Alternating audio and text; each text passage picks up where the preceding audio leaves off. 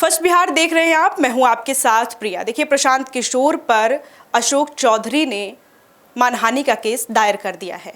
हाल फिलहाल में हमने देखा था कि किस तरीके से प्रशांत किशोर ने अशोक चौधरी की बेटी शांभवी पर गंभीर आरोप लगाया था। वो आरोप था कि शांभवी को टिकट खरीद करके सांसद बनाया गया है। इन तमाम विषयों पर बातचीत करने के लिए हमारे साथ वरिष्ठ सहयोगी विवेकानंद जी मौजूद हैं। हम उनसे इन सभी विषयों पर समझने की कोशिश करेंगे कि क्या कुछ मामला है। सर, बहुत स्वागत है आपका। पहला सवाल कि अब प्रशांत किशोर किसी से डरने वाले नहीं हैं, क्या कहेंगे? देखिए, राजनीति है और राजनीति में यह सब चलते रहता है। ऐसा नहीं है कि पहली दफ़े प्रशांत किशोर पर ही इस तरह की कानूनी कार्रवाई की चेतावनी या फिर मानहानि का मुकदमा दर्ज किया गया है। कई ऐसे नेता हैं जिन पर मानहानि का मुकदमा उनके विरोधियों की तरफ से दर्ज की गई, क्योंकि आप देखेंगी तो राजनीति में आरोप प्रत्यारोप लगते रहते हैं। प्रशांत किशोर ने कुछ दिन पहले मंत्री अशोक चौधरी की बेटी शांभवी चौधरी को लेकर के बयान दिया था कि लोजपा के अंदर टिकट की बिक्री होती है और अशोक चौधरी ने अपनी बेटी शांभवी को सांसद बनाने के लिए टिकट खरीद करके उन्हें उम्मीदवार बनाया गया, यानी कि पैसे के लेन देन की बात। ऐसा आरोप प्रशांत किशोर ने सार्वजनिक मंच से लगाया। उसी दिन अशोक चौधरी ने अगले दिन अशोक चौधरी ने कानूनी कार्रवाई की चेतावनी दी थी और कहा था कि हम प्रशांत किशोर को नोटिस भेजेंगे, आप साबित करिए कि मैंने टिकट खरीदा है, कोई हमने पैसे दे करके या किसी दूसरी तरीके से हमने टिकट की खरीद की है। उस दिन ही अशोक चौधरी ने चेतावनी प्रशांत किशोर को दी थी और उस चेतावनी के अनुरूप उन्होंने सबसे पहले वकालतन नोटिस भेजा। उनके वकील की तरफ से नोटिस भेजा गया प्रशांत किशोर को कि आप जवाब दीजिए कि क्यों ना आपके खिलाफ हम मानहानि का मुकदमा करें, या तो आप माफ़ी मांगिए या फिर मुकदमा झेलने को तैयार रहिए।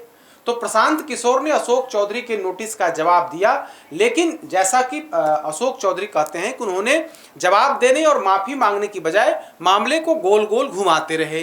तो अंत में मेरे पास यही विकल्प था कि वे कानून का सहारा लें, न्यायालय का सहारा लें, और आज उन्होंने बाज़ाब्ता मानहानि का मुकदमा जो है वो प्रशांत किशोर के खिलाफ में दर्ज करा दिया। चूंकि सर बिहार में विधानसभा चुनाव है, इसको भी लेकर के क्या अशोक चौधरी के ऊपर इस तरीके का कोई पार्टी के अंदरूनी लोगों ने उन पर दबाव बनाया था?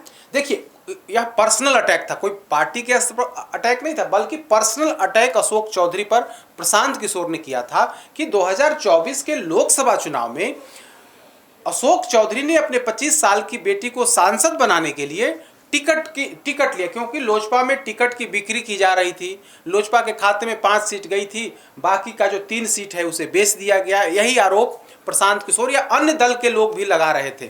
लोजपा के कई नेता भी ऐसा आरोप लगा रहे थे कि चिराग पासवान टिकट की बिक्री कर रहे हैं। कई नेताओं ने इस आरोप लगा करके लोजपा रामविलास छोड़ दिया था उस चुनाव के दौरान। तो उसी चर्चा को, उसी बात को आगे बढ़ाते हुए प्रशांत किशोर ने कुछ दिन पहले ही इस तरह के बयान दिए थे कि अशोक चौधरी ने अपनी बेटी का टिकट खरीदा है, टिकट खरीद करके उन्हें चुनाव मैदान में उतारा और चुनाव मैदान में उतारने के बाद आज उनकी बेटी सांसद है। तो इसी आरोप को आगे बढ़ाते हुए, इसी आरोप पर का जवाब देते हुए तब अशोक चौधरी ने कहा था कि मैं कानूनी कार्रवाई करूंगा, न्यायालय की शरण में जाऊंगा, हम नोटिस भेज करके उनसे माफ़ी मांगने को कहेंगे, अगर माफ़ी नहीं मांगते हैं तब हम उन पर मुकदमा मानहानि का करेंगे कि आप साबित करिए कि मैंने अगर टिकट खरीदा है तो इसका कोई प्रमाण होगा, तो प्रमाण आप दीजिए, प्रमाण अगर आप नहीं देते हैं तब आप माफ़ी मांगिए। तो उसी क्रम में उन्होंने नोटिस भेजा, नोटिस का जवाब पीके ने दिया, लेकिन जैसा कि अशोक चौधरी कहते हैं कि उन्होंने न तो माफ़ी मांगी न तो प्रमाण ऐसा दिया कि हमने कहीं कोई टिकट की खरीद की है। और अब जबकि उन्होंने प्रमाण नहीं दिया, माफ़ी नहीं मांगी, तब हमने मुकदमा उन पर कराया है और यह सब चलते रहता। देखिए, मैं कोई पहली बार इस तरह का मुकदमा नहीं हुआ है, विभिन्न नेताओं पर मुकदमा चलते रहता है। कुछ दिन पहले ललन सिंह ने मुकदमा कराया था, उसमें कुछ पत्रकार थे, कुछ अन्य लोग थे, उन पर मुकदमा कराया था। दूसरे दल के नेता भी कराते रहते हैं, कई अन्य नेताओं ने मुकदमा कराया और मानहानि का मुकदमा कि मेरे ऊपर जो आरोप आपने लगाया उस आरोप की सत्यता के संबंध में आपके पास क्या प्रमाण है, आप दीजिए। हालांकि बहुत कुछ होता जाता है, इसमें नहीं है, ठीक है, मुकदमा हुआ है, प्रशांत किशोर पर। इससे बहुत कुछ ज़्यादा होना जाना नहीं है, यह राजनीतिक कह सकते हैं कि राजनीतिक तौर पर प्रशांत किशोर पर सर ये पहली बार नहीं हुआ है कि उन पर मुकदमा दायर किया गया है। हाल ही में हमने देखा था कि बीपीएससी को लेकर के वो आमरण अनशन पर बैठे थे, तब भी उनको रात में पुलिस ने वहां पर उठाया था।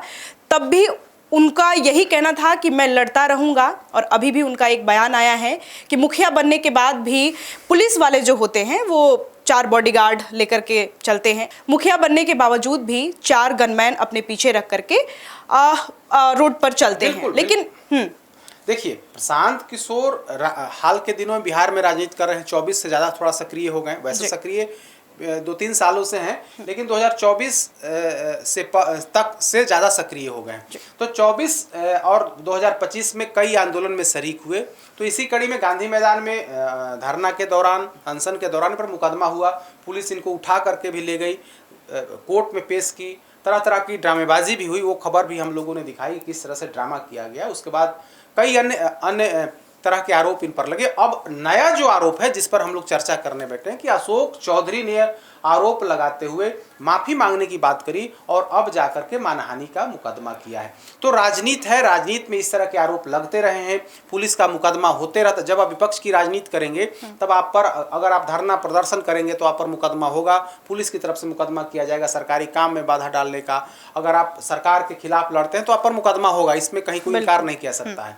अब जबकि इन्होंने पर्सनल अटैक किया, प्रशांत किशोर ने पर्सनल अटैक किया कि भाई अशोक चौधरी ने पूरी प्लानिंग के तहत टिकट की खरीद की और बेटी को टिकट दिया। तो यह पर्सनल अटैक हो गया कि अगर आपके पास कोई प्रमाण नहीं है तो सड़क छाप बात आप कर रहे हैं, तो स्वाभाविक है कि जो सामने वाला पक्ष है वो आपसे प्रमाण मांगेगा कि अगर आपने हम पर पर्सनल अटैक किया है, अगर पर्सनल आरोप अगर लगा रहे हैं तो उसके लिए प्रमाण होना चाहिए। अगर आप प्रमाण नहीं देते हैं तो मानहानि के मुकदमा के लिए तैयार रहिए। तो अशोक चौधरी ने उसी प्रमाण के तहत इनसे प्रमाण मांगा, माफी मांगने की बात करी। जब इन्होंने माफी नहीं मांगी और प्रमाण भी प्रस्तुत नहीं किया तब इन पर मुकदमा हुआ। हालांकि प्रशांत किशोर कह रहे हैं कि इससे वे डरने वाले नहीं हैं, वे अपनी बात पर कायम हैं। और इस तरह की बात है कि टिकट की खरीद बिक्री की गई है तो अब उनका अपना दावा है, अशोक चौधरी प्रमाण मांग रहे हैं। और जब दोनों के बीच में कोई बात नहीं बनी, माफी और प्रमाण की बात नहीं आई, सामने आई, तो अब वे न्यायालय की शरण में गए हैं। अब न्यायालय पर होगा कि चूंकि पूरा मामला अब तो न्यायालय के समक्ष है,